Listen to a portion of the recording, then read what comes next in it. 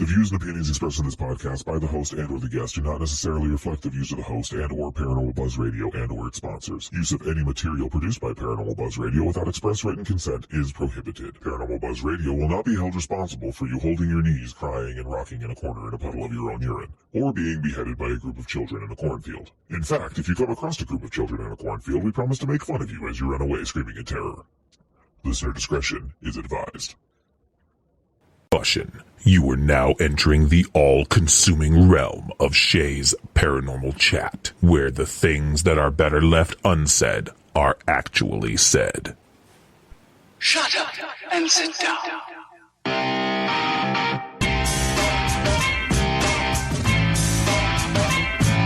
You're listening to Shay's Paranormal Chat. Paranormal podcasting done Shay's way. Tons of fun. Dude, seriously? A bit sarcastic. Hashtag investigator, not hunter. But always real. Hashtag data, not evidence.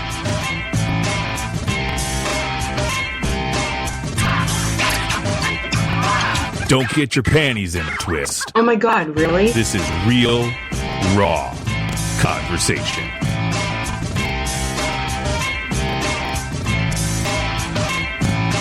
Ladies and gentlemen, welcome to the show.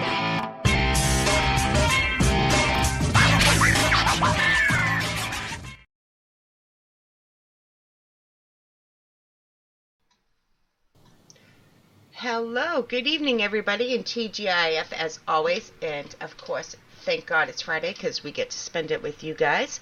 I am Shay Carroll, and of course, the beautiful and magnificent Kelly McCarville, the co-host. The beaming light of the show is also on. Oh my God, beaming light of the show. I try to, you know, I try to change it up every once in a while. So, beaming something. I could just be honest. I could just start being. I also have the asshole on. My bitch co-host. Here she comes. Here she comes. She is here. Tonight should be an awesome show. We have Denise Pridemore on. How you doing? Fine. How are you guys? Good. Excited to get this going. Or to get it over with? No, I didn't mean it that way. I tried to keep the show an hour, but we try. We try. Being the operative word there. Yeah. I got to paint after this, so you know. Yeah, who signs up to paint after a late night show? What the heck are you thinking? Well, they already are, and it's a good friend of mine, and she helps me with a lot of stuff. So, and the other friend is in from out of town, and a family member just died, and they just had the funeral. So, trying to keep busy. I see. So, that's how it goes. And before we get going, of course, I'm gonna do. I cheat. I'm going to show some love to the first people in chat because that means Kelly has to do all the shout outs at the end of the show, which I love. Of course, we have Darren Buss in the house. We have Rebecca Williamson. We have Mama Pat Kraft. We have Mama Deb. We have Christopher. And I'm scrolling as quick as I can. I'm sure Matt's in there somewhere. Hey, Allison's with us from REP. And there'll be more that are coming, I'm sure. We have Stephanie in the house. So thank you guys for being the first ones in chat. So, all right. Let's see. Where do we want to start? Denise, why don't you tell the listeners a little bit about yourself? No. I pass on that question. I have been the host of the Paranormal Pride for almost 5 years. My anniversary is coming up here on April 27th. And I was, I know everybody hates the ZB guy, but I was on Ghost Adventures back in 2015 for one of the most famous haunted houses in the Midwest, the Sally House. And my husband and I were the tour guides there for 7 years. And we no longer do that. But again, I probably am the foremost authority on the actual real history of that house from all the research that I've done. I am also a volunteer for another house in Alton, Illinois called the McPike Mansion, which was recently on Ghost Adventure. Well, it was on Ghost Adventures last year, and met a lot of people through there. Like Coyote Chris Sutton, that is one of Kelly's favorite people. Yeah. And let's see, just a lot of people really there, and we've been doing that for 10 years. Yep, 11 years this year actually, and I'm basically the go-to person during the camp out. My name becomes a cuss word at McPike Mansion during the camp out. But we have a really good time there. We've investigated we've probably done over 500 investigations. Last year I helped out with Spook Show Con as the MC, which was interesting in a lot of ways. And this year I'm a speaker at a Paracon down in Conway, Arkansas, Dark Night Paranormals, which I did not know I was a speaker until yesterday. Oh, I knew months ago because I made the banners. Yes. So when I looked at it, I was like, I'm a speaker? What in the heck am I going to talk about? So now I got to come up with something to talk about. I think you can do it. Oh, I will. I mean, I can talk about almost anything, anytime. So as long as they ask me, as long as it's something I know about, I can talk about it all day long. Yeah. I've investigated places in Seattle. We went to this haunted location in the Bahamas on Harbor Island. So that's a long distance. Nice. If you, I'm from Baltimore, so I lived in a lot of places that were very old and haunted. Used to hang out at Edgar Allan Poe's house. Not legal, though. It wasn't legal. It was a different time, people. It was a different time. It was back in the 70s, and I was married in 81. So I left in 81. So it was before then. It was before I knew that, hey, I'm really trespassing. I'm doing something bad. But I didn't do any damage. Yeah. That was the good thing. I never did any damage. But yeah, I mean, I've been to so many places. It's hard to keep count of how many we've been to. Some of the places we went, we didn't know they were haunted when we went, but we knew when we left. So it's always interesting. So how'd you get into the paranormal in the first place? When I was 4 years old, I had an out-of-body experience. I lived in Paterson, New Jersey. And those of you who watched the Holzer Files, there was a place in Paterson, New Jersey that they went to, but that's unrelated. But that's where I used to live, and we were at our house, and I got up and I told Dad, I said, Grandma's dead. Yeah, no, she's not. And I said, okay, well, the next morning, they said, Grandma died overnight. And back then, you didn't make phone calls in the middle of the day. You always made phone calls at night because it was cheaper. Sure. Yep. It was so expensive to call during the day. So that night, they called and told my dad that Grandma had died in a car accident. And I told him, no, she didn't die in a car accident. I told him how she died, but I was 4. Oh, you just got an imagination. Well, when I was 10, I had an out-of-body experience and saw my father be murdered. And I got up that morning and I walked out in the kitchen and didn't even really notice that my dad's girlfriend was sitting at the table with my mother. I know, odd thing. My parents weren't divorced, but that's what it was. And I told my mom, I go, Dad was murdered and exactly how. And that's when she pulled me aside and she says, you can't tell people about this stuff. And she blocked it all out. She blocked out all of it. But I remember all of it to this day. I mean, I've talked to my uncle who witnessed all of it. And he said, everything is just like you said. I said, well, yeah, I mean, it was a big deal when your father gets murdered. You remember everything of it. thing was I was 20 or I think 19 miles away is what it was. I was in one part of Baltimore and he was in the other part. And I was right about all of it. And that's the part that scared my mom the most, was how right I was.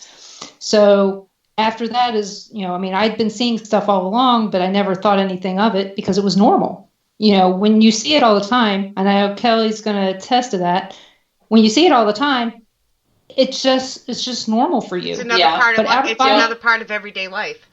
Right. But out of body experiences are something totally different to me.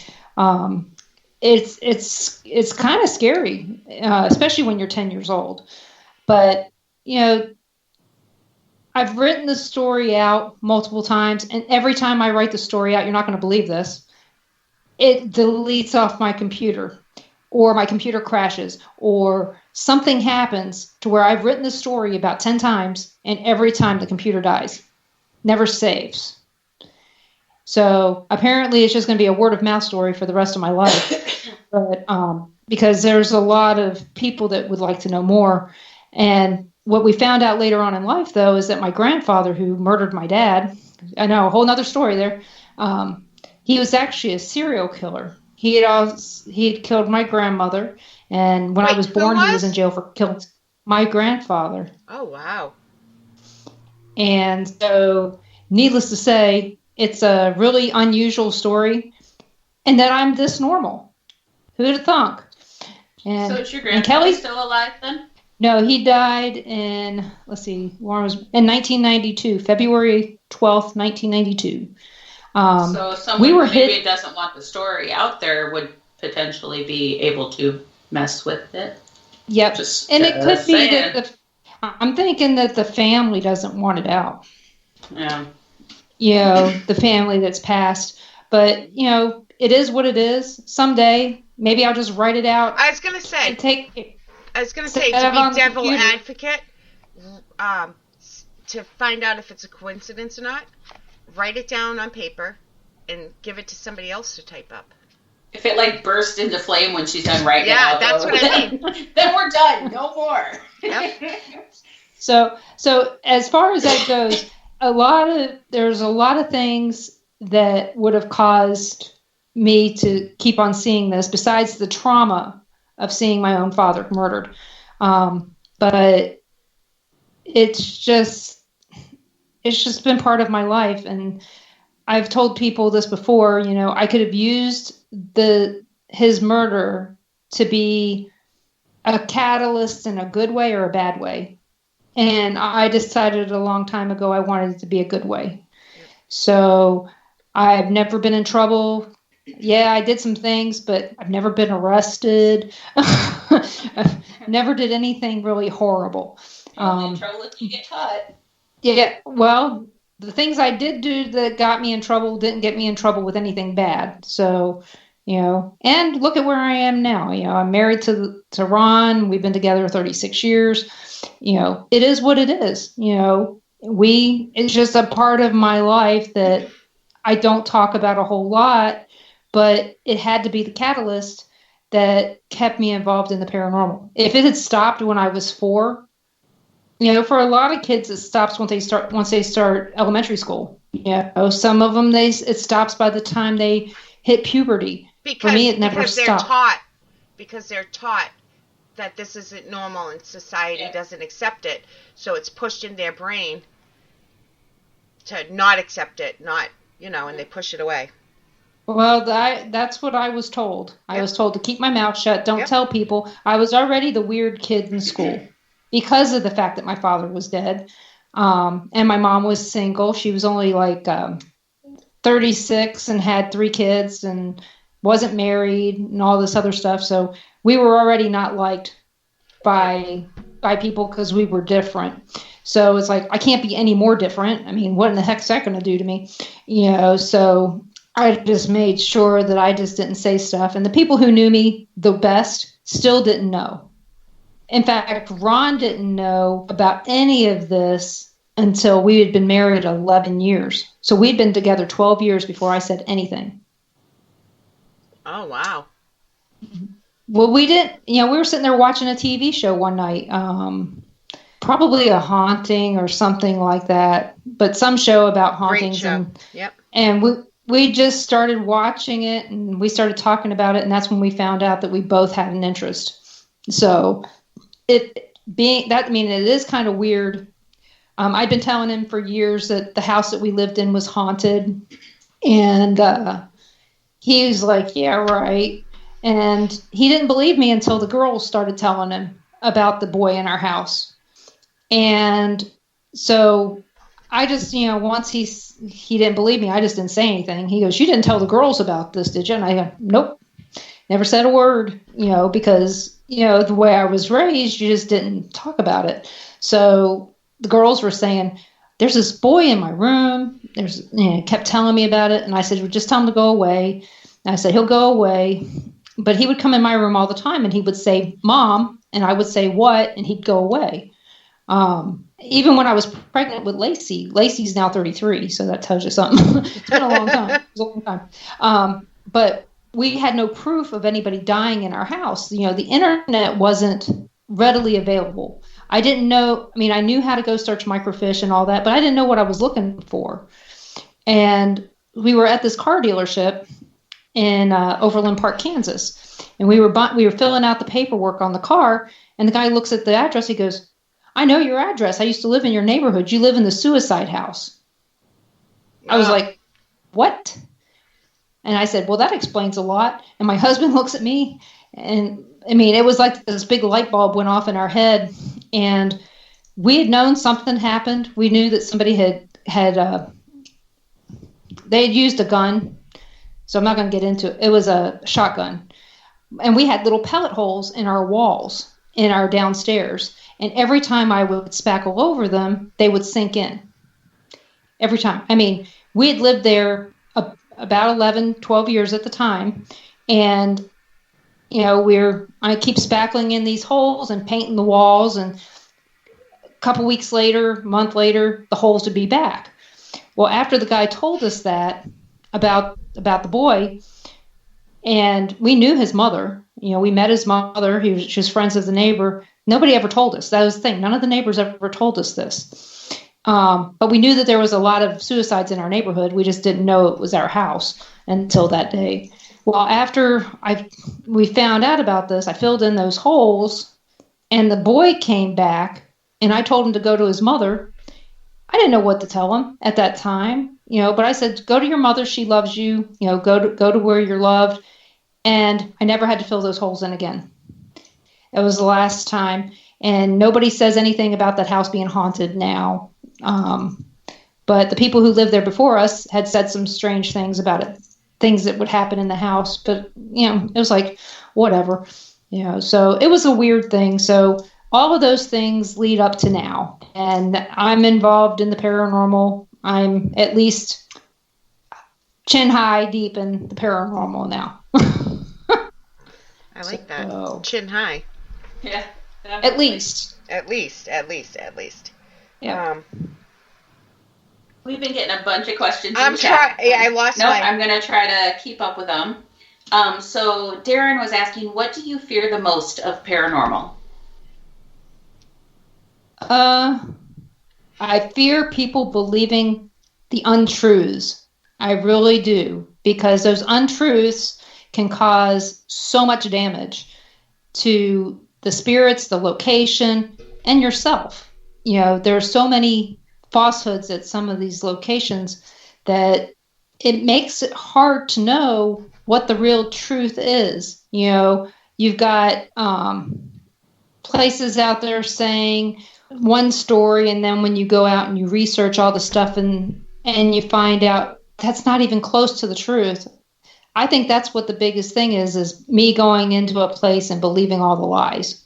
Because I'll tell you, the first time we went to this one location, it had been on multiple TV shows, and every TV show had a different story. And even the people that were running the place had a different story. And so you had no clue what to believe about the location. But it's the lies, whether they're about a location, about a person, about anything, the lies was the thing I fear the most, is people believing lies. I like that answer. Yeah, and I have to agree with that answer 100%. I mean, that's one of the things that I try so hard to do when I'm out investigating too, is just find out what's the truth of the story. And, you know, it's always fun to have the dark, the demons everywhere you go, but maybe it's just a poor misunderstood soul. So, yeah, just finding out that truth is huge. And usually it is. Sorry. Yeah. Yep. Yeah. Very true. Yep. Okay. So what is the best, what's the best thing you've ever captured for data or evidence, as some people call it? So the second time we ever went to the Sally house, I got this picture of a face in the window, and we were the last people to leave. So we knew no one was in there. And if you go to my Facebook page, you'll see it. It's not the profile picture, but it's the picture behind.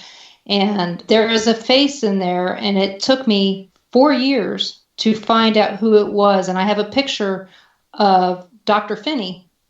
And if you hold that picture up next to this, it looks just like him. So, is that your and Dr. personal? Finney was, huh? Is that your personal Facebook or your? Yep, that's my personal Facebook. I mean, we had some other things, but it's not like I can show them to you. They're personal experiences that I had. It's the but best this one is kind. one. Yeah, this is one I can show you. My husband actually took the picture, and for a while there, I thought it was a toy. You know, I kept going, it's not anything, until I got the picture of Dr. Finney and I put it next to it, and it's like, this is him. Yeah, this is him. It had his eyebrows, it had his eyes, and, you know, it was a long time for me to believe that this was actually true. There's been some other things that I've seen of other people's evidence there that hopefully people will be able to see someday in the movie called The Deep Darkness. Some really good evidence of paranormal, but not in the Sally house, in the house next door to the Sally house. That was actually owned by Dr. Finney, not the Sally house, which wasn't owned by Dr. Finney. There's some really interesting energy around the house too, just not even just the house. I know when I was there, even the yard and the area behind the house, which used to be the front of the house actually, was, yeah. That is where I told told Ghost Adventures that I see an Indian in the yard, and he's a watcher, is what he is. I always called him a sentry, but I always saw him out there, and he never said a word. He just stood there the whole time. And I'd seen him in other places in town, but this was a good place at one time to watch who's coming in off the river. If you're standing up there and you're looking down, and there's no trees, when there's no tree or no leaves, you can see where there was a boat, not a boat ramp, but there was a place where boats could come up. There is now a boat ramp there, but you can see it. And, you know, with as much time as I spent in that house, you know, it is amazing what you can hear and feel. And there also used to be a shed back from when you're standing at the back door to the left corner there, used to be a shed, but he would stand not where that shed was. It was near there's a tree in the very back. He would stand near that tree. And it wasn't like I got a picture of him or anything. I saw him. But one day, a friend of ours happened to be in Atchison, and she took a picture. And as soon as I saw it, I go, that's him. And she goes, what do you see? I said, I see a Native American. All she saw was a shaft of light. You're right. You know, but me, on the other hand, I'm going, I know who that is. I see him all the time. And I kept trying to explain to Ghost Adventures, it's not a Native American with feathers. There's no feathers. And he goes, what do you mean, no feathers? I said, I assume he's a Kaw Indian. Kaw Indians usually only had one feather, if they had any. And he goes, well, this must be a Native American burial ground. I said, no, the Native American burial grounds are to the north of town and to the south of town. There's none here. I said, I don't know. I mean, why did the Indians leave this area? But they left this guy stayed to watch. You know, it's very odd when you think about it, you know, because it's high ground. It's never going to flood up there. Right. But yeah, but the river has widened since then. But, you know, there's all kinds of things. But that was kind of weird when she caught that picture, and, you know, it is what it is. Well, and it just backs up the stuff that you were feeling, which is why I think it's so very, very important when you're on investigations to have not only somebody who has abilities, but also to have that scientific stuff, the equipment, the tools, the toys there to help just validate what everybody's getting. So that's always been my stance. So anyways, just to keep going with questions in chat. Can't talk. What are your views on holy water? Is there something to it, or is it just water? There's something to it, especially if you use it with the right prayer. I have friends that are true demonologists down in Springfield, Missouri. Well, she's there. He passed. And I truly believe what they have to say. I've seen Ralph Sarchi use his holy water and things happen. Unless somebody's faking, I see the power in it. But I will tell you, one time Johnny Hauser brought holy water to the Sally house, and as soon as he threw it, it evaporated completely. I mean, it was a strange thing to, you know, hear him say. I didn't see it, but I believe him. You know, he's one of the few people that I believe. But yeah, he said he threw the holy water at the basement floor, and before it hit the floor, it was gone. So there has to be something there. Yeah. Okay, so let me ask a follow-up question to that though, because this is always what I've wondered. So, does holy water work for the people because they believe it's going to work? What if somebody doesn't believe in holy water? I think that is a really good question. I think that's true. I mean, if the person is not religious at all, will it work? I would assume that no. I would assume no, because they don't want it. They don't believe in it. But like I said, I don't know. I've never tested that. So I would love to do an experiment with that sometime, though, you know, just to go in and just try it out. It's just a curiosity thing for me, because I believe exactly what you said, is that it's the person's belief in it that makes it work, you know. And Kelly, we became friends over a question like this on that show we were on together when they asked a similar question, and I said, way back when, if I believe this pillow is going to be my protection, and I have enough faith in it, the pillow will protect me as much as your shiny rock thingies, crystals. There we go. Yeah. No, and I actually said that at one of the expos that we were at. It was the Ames Expo, I think. Yeah. And we'd kind of gotten a question, something like that. And it's my new favorite. It's like, if I believe that me chucking this bagel at your head is going to make the demon come out of you, well, then guess what? It could. But doesn't the person that you're throwing it have to believe it too? Yeah, in that case, yeah, probably. Well, that adds an extra little, yeah. See, we could go on all day. Yep. But you got this whole new conundrum of it, right? So. Yeah, I believe that my holy water, which is moonshine, is going to get everything out of me, and everybody's love me while I'm drinking it. I bet your moonshine could get everything out of me. I don't know. Never mind. I was going to say something really wrong. Never mind. I'm kidding. For those of you listening, I don't drink that much. I'm teasing. I haven't drank in over a year, but I need to. Right. Here, Ron in the back, he goes, "You need another beer, Denise?" I didn't hear him, actually. Yeah. That's funny. Yeah, me and my health water. Yes, Ron. I need another beer, please. Can you get me one? Yes, please. Yeah, he has a Corona. Oh, God, quarantine him. So I'm going to kind of bounce around on some of these questions because there's a lot of questions in here. What are your views on orbs?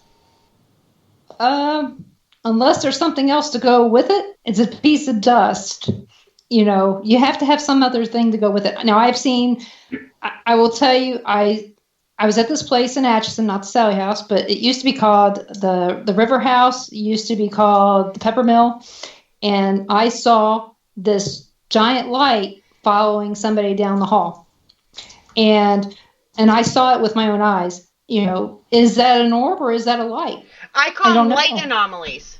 When you see it with your own eyes, could mean the same thing as an orb to some people, but I call them light anomalies if you see them, physically see them. Yeah, I physically saw it and happened to film it by accident. Me too. I've done that once.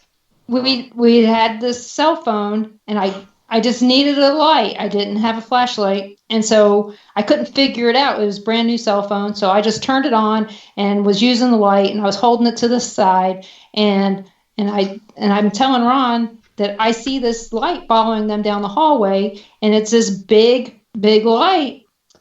I don't know what it is, but again, I have it on film.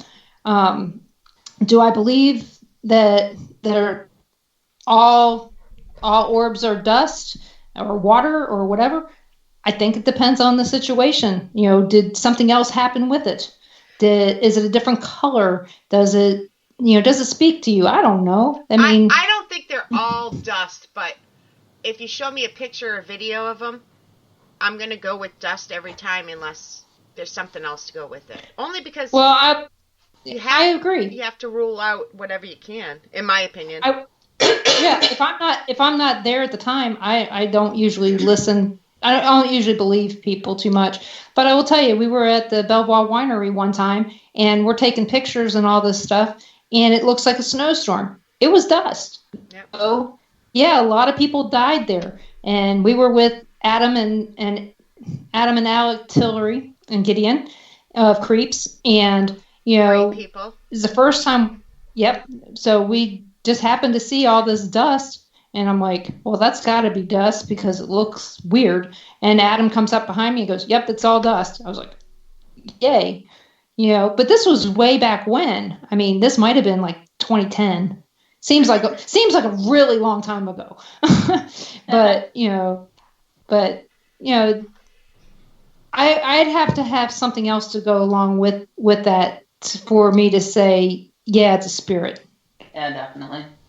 So. I would agree.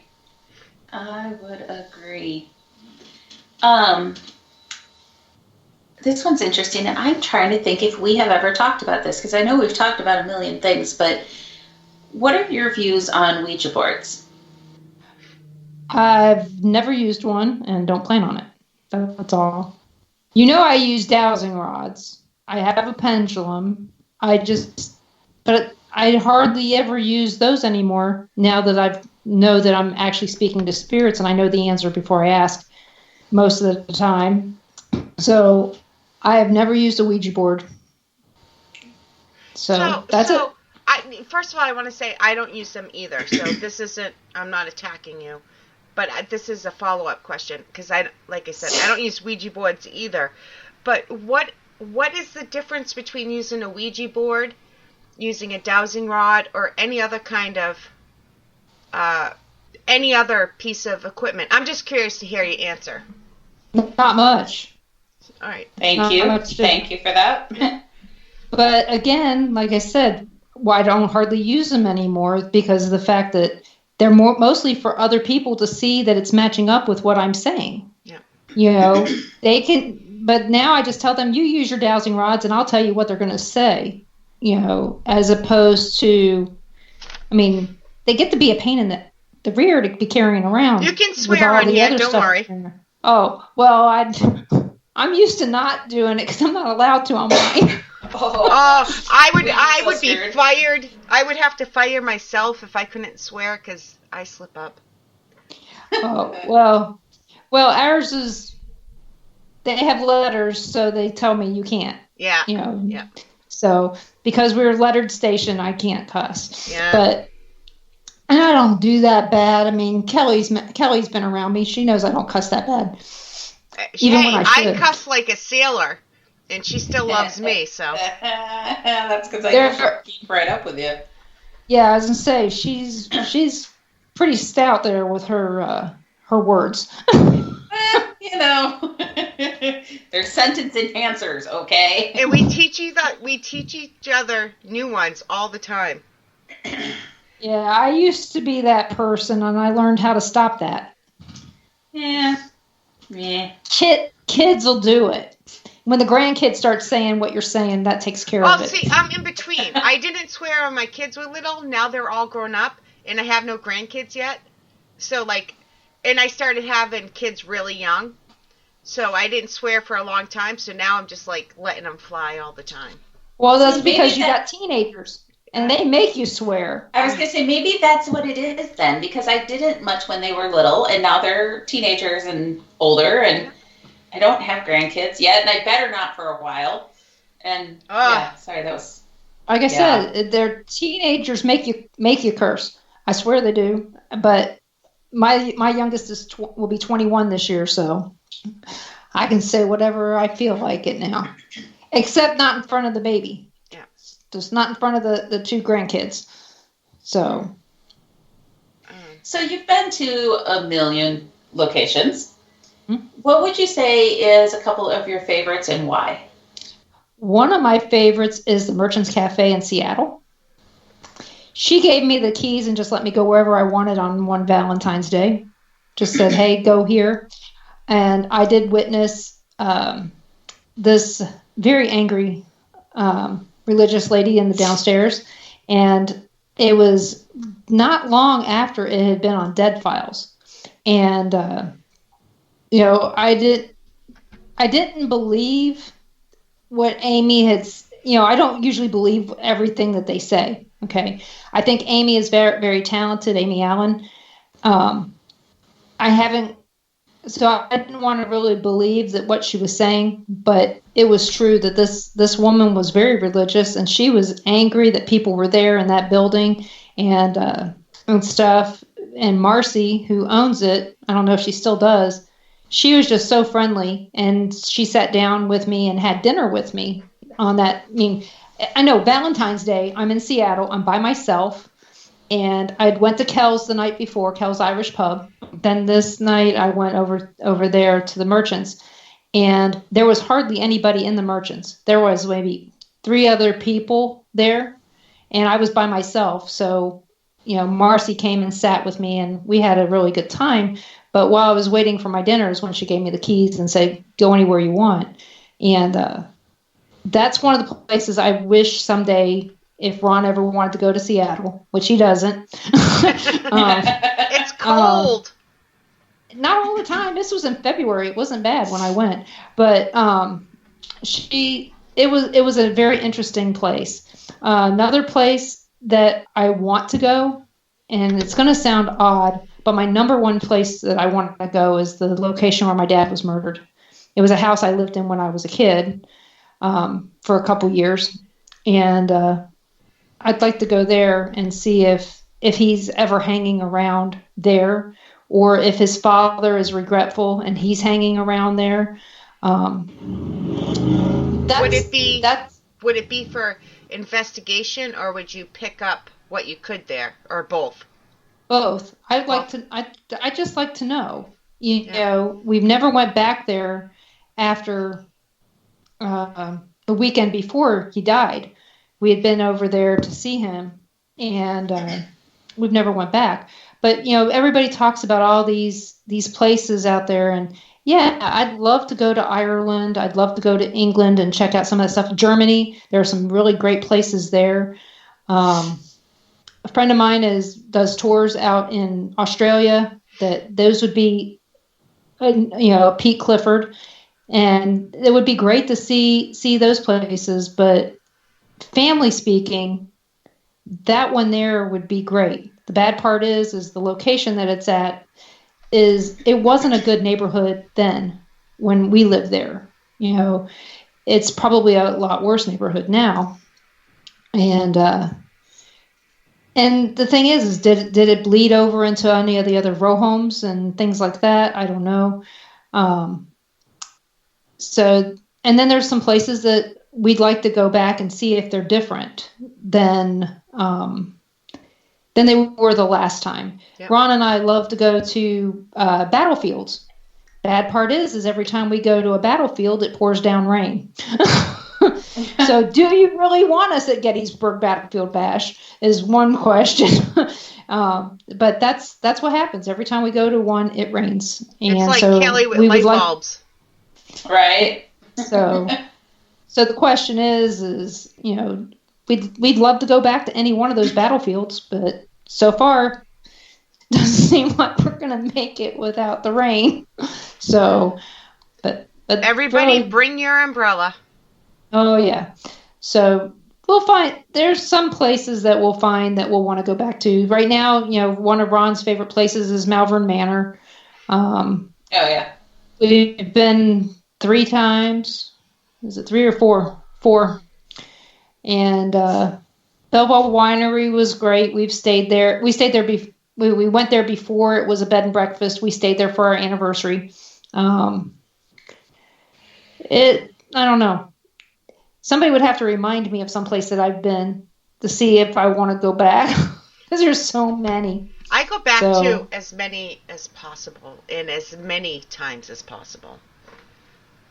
I haven't been back to all of them, like the ones that are far away, but I try to go back as often as possible. I'm trying to figure out. Darren, he's probably typing. Oh, never mind. He said skip it. All right, hold on. I'm looking. That was my next question. I had thought of one and I can't remember it. You think? I like Denise. We like to include. I like this as everybody's show, the listeners, and they throw out a lot of awesome questions, and it's a very interactive show. And go ahead. I remember what it was. Sorry. Is there any place that you've been that you would never go back to? There we go. So far, there's just some places we can't go back to because somebody's not going with me. So, is there any place that I won't go back to? Well, I won't go back to the Sally House. There's no need for me to go back. My curiosity has been handled. Everything was done that needed to be done. So I won't be ever going back there. So, long story, and I can't tell you until I'm released from my NDA. All right. So, how about a fun question? Okay. I see. Are you afraid of Friday the 13th, or no? How do you feel about it? It's Is it a day just like any other day? Has no supernatural influence on me at all. See? Usually, it's a really good day. Because everybody else is tripping over themselves to try to avoid it. Hey, I found water and toilet paper today. I'm doing great. Oh my gosh, you're so much luckier than I am then. Oh yeah. So special shout out to my father in heaven. 5 years today, he's passed away. He passed away on Friday the 13th. It's 5 years today. And it's Friday the 13th again. No, don't be sorry. He was very, very sick. It was very quick. But we miss him. But it's just weird that it's the 5th anniversary and it's Friday the 13th again. But I like Friday the 13th for the most part. I'm glad that sounds horrible. I'm not glad he died, but he was riddled with cancer by the time they found out it was stage 4, and it went quickly to his brain. So, well, then thank goodness it was a blessing in disguise that he went within 5 months. You've lived through that. Yeah. Let's see. What other questions are we missing? I meant that in a good way. I didn't mean to bring the show down. I meant it in a positive. No, that is a positive. You know, he's out of pain. He's watching over you. He's happy. He knows that you're mostly happy, yep. And that's all that matters. Yep. Am I right, Kelly? Oh yeah, absolutely. Absolutely. Sorry, I was scrolling back through looking at the questions that were out here. So there's a question, and I'm trying I'm debating if I want to ask it, because there was another one I was going to ask you too. How do you feel about all the negativity that's out there in the paranormal field, about how things are being portrayed these days? I think it's horrible. I wish that it didn't happen. I mean, I'm watching really good people being raked over the coals for things that they shouldn't be, and other people that should be that aren't. Exactly. But again, it's not up to me to judge. It's up to me to keep my nose out of it. If you can't say something nice, don't say anything. Amen. Thank you. Say it one more time. Everybody listen.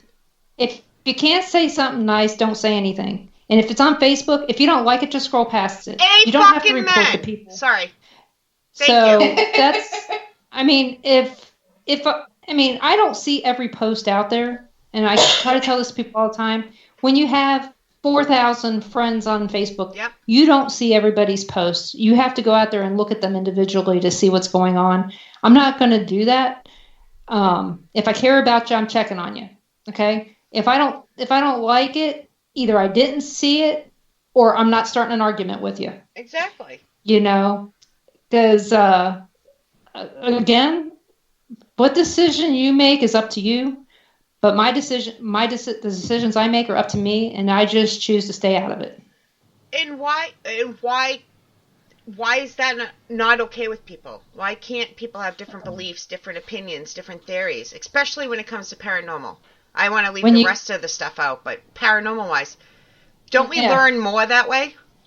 Yeah, we do. And the other thing is just because one person does it one way doesn't mean that that's the right way. We do not have a scientific method down pat yet that we're all supposed to be following. Isn't science. Exactly. Not yet. Unfortunately, it's not science yet. So nobody knows. There is no proof. Nobody can prove the ghosts are real. If you can't prove the ghosts are real, you cannot prove that one method works better than another. You can't. Period. It's a pseudoscience, and until there is a way to make it a real science, then people need to keep their mouths shut. Yep. And don't, who says that me sitting there with my hands out asking for the spirits to come talk to me, staring at the wall, isn't going to make it happen? More than likely, it's not. But we don't know. Who's to say that? Right. I don't know that. You don't know that. We will figure it all out. And, I like investigating with other people to find out how they're doing it, because how they're doing it might be more beneficial than the way I'm doing it. Or at least make you rethink. Yeah. Yep. Darren and I out a new method, or you figure out a way to bring something new into it. Exactly. Yeah. One time we were out at the Belvoir Winery. We were getting nothing. I mean, not a thing. And again, this is another time, and we happened to be with the creeps again. And I don't mean that negatively. That's their group name. and we weren't getting a thing. And so my daughter got out money and threw it on the floor and said, "I'll pay you to show up." We didn't know if it was going to work or not. But she was, she wasn't even yet, what was she? She might have been 19. And she goes, "Here's some money. Maybe that'll make you show up." And she started talking to him and saying, "Do you know what this is?" And things like that. And we actually got some activity from that. And Adam and Alec were like, "I didn't think that was going to work." But it did, But, why would... I mean, these are people that were in a hospital. A dollar bill still looks pretty much the same as it did back in the 40s and 50s. Hey, we left money. Now. We left money for a prostitute that was supposedly roaming location. Well, why not? Yeah. She knows what money is. Yeah. So we've tried it. So yeah, just don't leave a Sacagawea dollar in a location that would never have known what that was. that's a whole different ball game. But yeah, it was. But yeah, Sorry. you can.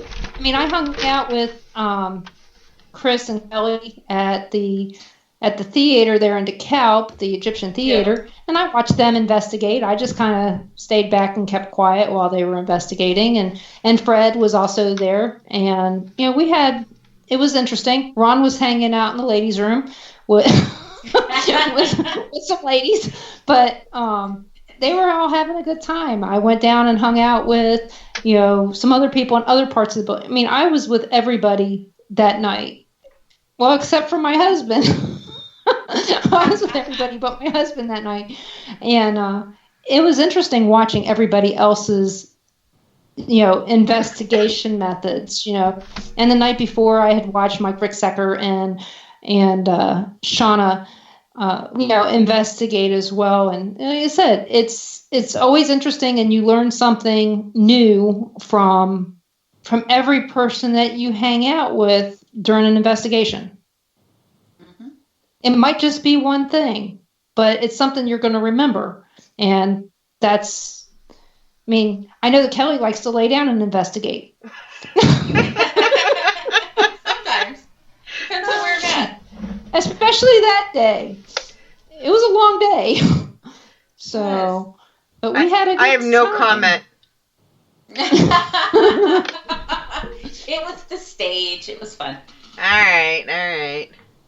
I was laying down on the stage, Oh, I saw I like that picture of you. Now that I think about it, I used it once. Right? Oh, I think the one you're thinking about, I was actually standing down on the floor. Yeah, but that's Chris, the same location. Yeah, that's that same location. But Yes. Chris has been up on the stage for that one, and he snapped that picture when I wasn't paying attention. Yep. Our hour has gone by so quick. Kelly, any last questions?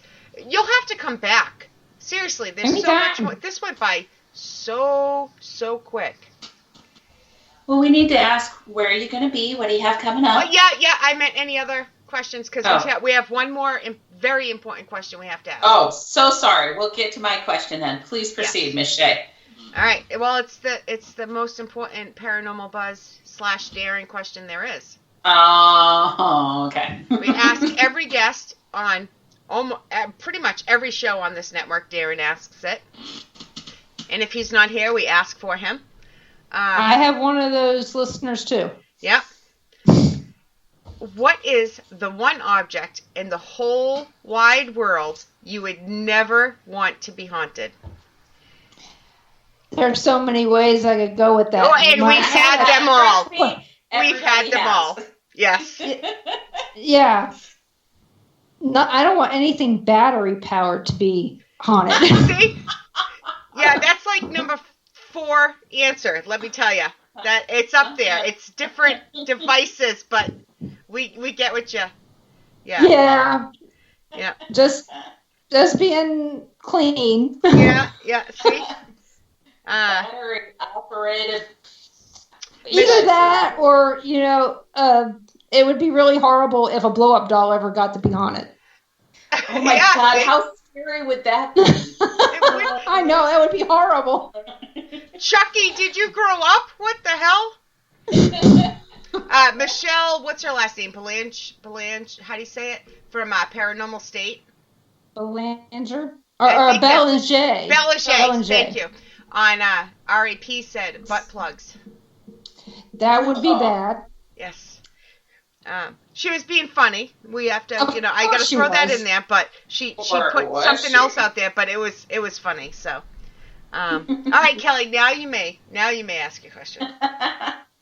Well, let me do this while I'm thinking of it. I know we're not quite at the end of the show, but Mama Pat has been keeping track for me because she takes good care of me as well. Some shout outs before we get to the end of the show. Yes. To Christopher, Miss Shea, Allison, Darren, Mama Deb, Mama Pat, Rebecca Williamson, Stephanie, Denise, of course, and Freddie. Thank you, guys. Thank you. So what did I ask? What did I ask? Where's she going to be? What she got coming up? Oh, that's people right. Find her? See, this is why I need a keeper. We both so, hey, do. where are you going to be? What do you got coming up? Okay, so my plans changed a little bit, but only because of the coronavirus. But we've got this. You can usually find me every Monday night at 7 o'clock on WBHM-DB.com at 7 p.m. Central. And the show runs about 2 hours. Kelly's been on it before. And this week, my guest this week is Mike Ricksecker. And then I'm taking a break. We're driving out to see our kids out in Vegas, I hope. We were supposed to be on a radio show while we were out there, but they decided that they didn't want to run the risk of possibly spreading any virus around, so we're not doing that. So we're going to just hang out with our kids for 4 to 5 days, and our granddaughter. So we're going to do that. Yeah, we'll probably listen to a show anyway, but that is what it is. And then after that, we'll be back, and we're going to Haunted Road Media Paracon 3 at Mineral Springs in June. Kelly will be there, and we're gonna come out. I don't know if I'm working it this time or not, because we didn't know I was working it last time. But that night we're gonna be at McPike Mansion. They're doing a tour that night, so we'll be at McPike, and from there in July 11th and 12th is the Paracon down in Conway, Arkansas, and that's Dark Night Paranormal's Paracon, and they'll be doing an investigation at the Fee House down there, and so I'll be doing that, hanging out with who is that? Dwayne Holmes. So there's that, and then don't know what else we're doing at this point in time, but that's what's on my books right now. Nice. We might be going to the Van Meter Festival. Oh, I don't know if we're going to that or not. This year, Ron only go to 2 with me, so that depends on which ones I go to. But Ron will go to Mineral Springs because Kelly will be there. He likes Kelly. He has good taste, I see. Yeah, he does. He likes Kelly a lot. All right, Kel, where are you going to be? So this Saturday, Chris and I are going to be helping Transcendent Paranormal Society with an investigation at the Grand Opera House in Dubuque. And then the following Saturday, there's potentially another investigation we're going to. It's kind of still up in the air. And then the next big thing that I have coming up, it's been officially announced, so I guess I will go ahead and just make this comment. For anybody who listened to my show on Wednesday, my guest was Jamie Chatt, the organizer of HaunaCon, and she has actually decided to postpone that show, and so that's going to actually be moved out to September 26th now. So that would have been my next big event. So that makes my next big event actually our Dubuque Psychic and Paranormal Expo. And that's April 25th and 26th. That's the event, one of the events that Mama Pat and I host, and that is at the Grand River Center. Yeah. Nice. So that's kind of my April. Nice. I'm gonna just say a couple of mine, because for once I have so much. You got a big one coming up. I have a bunch coming up, March 20th, I will be at the Hinsdale House with Dan Class, Madison Smith, and Kay Colburn. Dan obviously owns it. The other 2 are hosts on this network. That's the only reason why I'm mentioning those 3 out of everybody else. But there will be a show Friday night. Darren Buss interviews Shay. So that's happening next Friday. So you guys want to check it out. Darren did an awesome freaking job. April 13th, I will be on Storming the Unknown. That you can find that on RU Media. And then I'm going to skip a bunch of crap here. Not crap. But it's all crap. I didn't mean crap. I just meant I'm going to skip a bunch of stuff because usually I don't name off that much. But there's 2 important things I want to get out there. So if people haven't got their tickets yet, August 29th, I believe. Parsonsfield, Maine It's the Parsons Field Seminary event. Nicole and I are going back. This will be our second time. We're going to be helping out at the event. We're going to be running groups. So check that out. Yeah, it's fun. We had a great time. I said yes. Yeah, well, we said yes. We'll do it. Can we be in the same part for the first part of the night? There's also an overnight investigation, literally all night, that goes with it. So that will be awesome. That's August 29th. It's Parsons Field. If you can't find it, I've shared it on Sis Paranormal. I've shared it on Paranormal Buzz Radio, or Ask Me About It. So get your tickets while you can because it's limited. And October, Parafest Maine's coming up. Paranormal Buzz Radio is a sponsor. We're so proud to be going back there. Nicole and I should say. Paranormal Buzz Radio is a sponsor, and Sis Paranormal will have a booth, and Nicole and I are proud and so happy to be returning to that. So, in a couple weeks, I'll update my list, but for now, that's what I want to put out there. Exciting. Yes, I told you, I was only taking a short break. So, Denise, did you throw out your social media? My social media is the Paranormal Pride on Facebook, and then there's me. You know, if you find me and I like you, I'll accept you. Yes, I see. I like you. She likes me. She really, really likes me. She really likes me. I find it funny how the show happened. Denise hit me up with a couple names. She's like, you should have these people on your show. And I'm like, yeah, that's great. How about you? When you want to be on? I booked her first. Oh, well, I'm still pushing to get David Glidden on stuff to help promote his Paracon on Labor Day weekend. Yep. The Paraconcert down in Joplin, Missouri. That is going to be an excellent time, but I'm going to be at my granddaughter's birthday party in Las Vegas. Aww. So I'm helping him as much as I can, get some vendors and some other things. I tend to know everybody, which helps a lot. But David Glidden is a really good guy, and I think your listeners will really enjoy him, especially. Yeah, I've interviewed him before. Yes. His sarcasm is excellent. He fits right in on this show. Yeah, he's like my kid. I mean, ever since I met him, he's been our kid. You know, we have a few of those in the paranormal, and he's one of them. And he's got the most beautiful daughter. I don't know how that happened. Must be the mother. But she is adorable. And then of course Josh Hurd. Everybody knows Josh Hurd, but he is such a good guy, and he's got a lot of things to share. Yes, I agree with that. Definitely. Sorry, I was reading chat again. This is why I have Kelly, because I get distracted.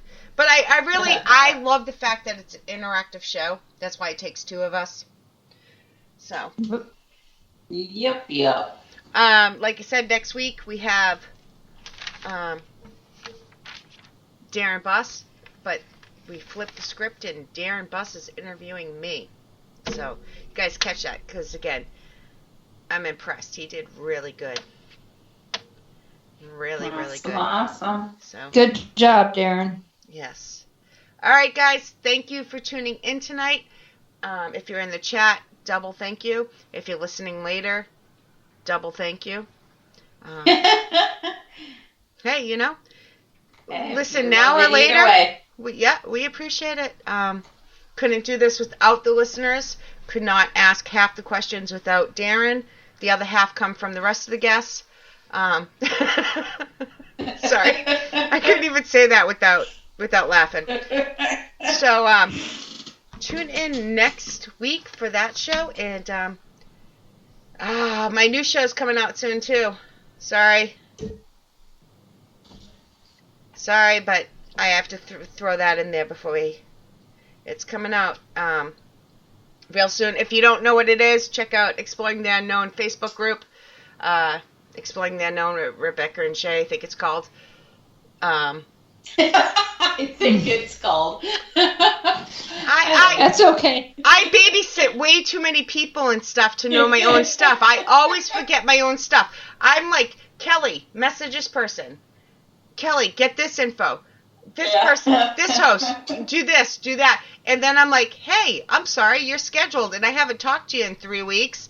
I forgot to tell you I'll be calling at 10 of. Like, it's crazy. It's all good. So, Well, it's like me. I wrote a story for a book. I can't tell you the name of the book that it's in, but it's a Haunted Road Media book. But I can't tell.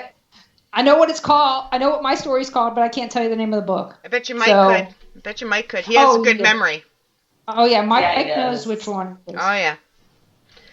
All right, guys. Until next week, have a great night. Remember to love and respect one another. There we go. What easy for you to say. No, never. Nothing. I type worse than I talk. Trust me. If you go in public, you might want to wear a mask. Grab toilet paper from the restrooms. And stay safe. Good night. Good night, guys. Good night.